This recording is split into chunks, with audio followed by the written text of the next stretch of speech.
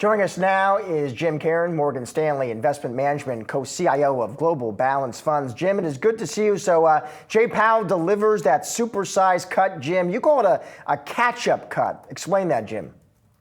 Yeah, hey, thank you, and good afternoon. Look, I think that Powell wanted to go 25 basis points in July. And I think the committee voted him down, and he looked back with some regret. And I think if you look at the way that the committee voted this time around, it feels like the committee, the FOMC committee, was strong-armed by Powell into saying, look, we didn't go in July 25 basis points. We should have cut. Now we've got to make that up, and we should have already been cutting. So therefore, we have to do the 25 in September that we were going to do anyways. So that totals 50 basis points. What I think is very important to understand is that most people at the FOMC that voted on this for 2024 agree that interest rates should be coming down.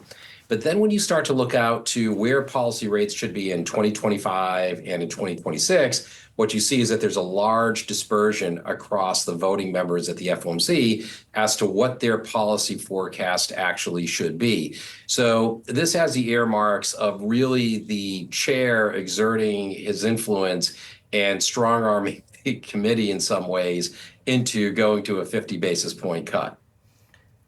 I'm just curious, Jim, because that's a very interesting theory.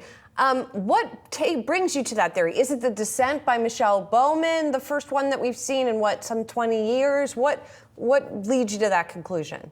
Yeah, so what leads me to that conclusion effectively is the dispersion of views going out into the 2025 year and into 2026. I'm considering the dot plot at the moment. So for 2024, there's no question Fed policy at 5.5% was restrictive. And it's very likely that it needs 100 basis points needs to come off that right away. So for 2024, which is exactly what the Fed's forecast is that they want to bring the policy rate by end of 2024 down towards about 4.4%. So 100 basis points right off the top, I think should start to come out. But then when you start to think about this going out into 25 and into 26, the opinions start to vary quite a bit. So it doesn't seem like there's this unanimous view that the Fed needs to go so aggressively. But they do believe that rates are too high, probably by at least 100 basis points. And then after that, we should go slowly. Because remember, what the Fed is now forecasting is that they're going to cut rates 25 basis points per quarter in 2025.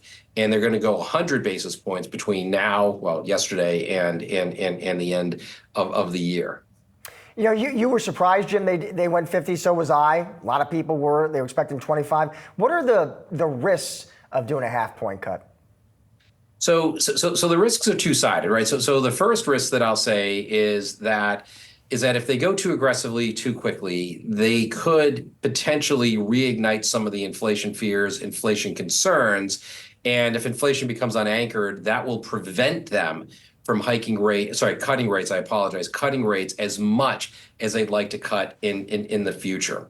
But on the other side of this is if they didn't cut rates aggressively, then it could be that the unemployment rate starts to accelerate higher, and then they have a much deeper downturn in the future, and then they have to be more aggressive in terms of their rate cuts later. So the risks are twofold, right? So this put them in a really difficult position. Do you go quickly now and have the risk of inflation, or do you go too slowly at this point and have the risk of a deeper downturn?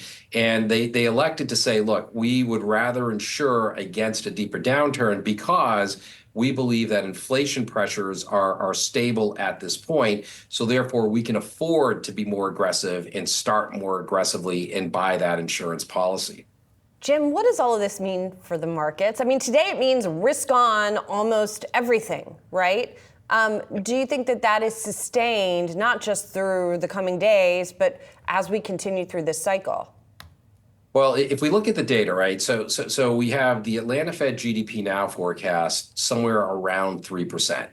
We have the employment situation. We had jobless claims today. You know, it was relatively, a good number, a strong number for the labor market. The labor markets have been, printing a little bit better and showing some signs of at least stability. So you have a Fed that with a 3% growth rate in the third quarter, the jobs market still today, at least for right now, in relatively good shape. We had decent retail sales. We had slightly higher in PPI and CPI, and they elect to cut 50 basis points. So what they're basically saying is that going into the future, if we look at equity markets, that they're saying that future earnings, if we go into 2025, that those earnings are likely to be more valuable to investors, meaning that when they think about 2025 full year earnings, the consensus is around $280. What multiple would an investor pay on that $280 consensus view? And the answer is coming back that somewhere around 20 or 21, which when you put those two things together suggests an S&P 500 of closer to 5,800, even 5,900. So, or even possibly slightly higher than that. I'm not saying that that's the forecast, that's my view. All I'm saying is that that upside tail risk, I'm going to call it an upside tail risk, becomes much, much more likely than what we saw before prior to the Fed cutting 50 basis points.